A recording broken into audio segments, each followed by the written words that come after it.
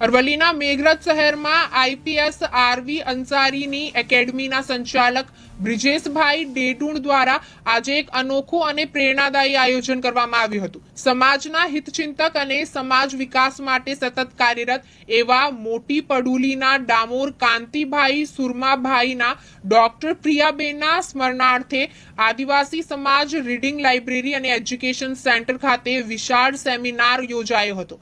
આ સેમિનારમાં મોટી સંખ્યામાં આદિવાસી સમાજના વિદ્યાર્થીઓ, યુવા વર્ગ તથા શિક્ષણ પ્રેમી ભાઈઓ બહેનો ઉપસ્થિત રહ્યા હતા.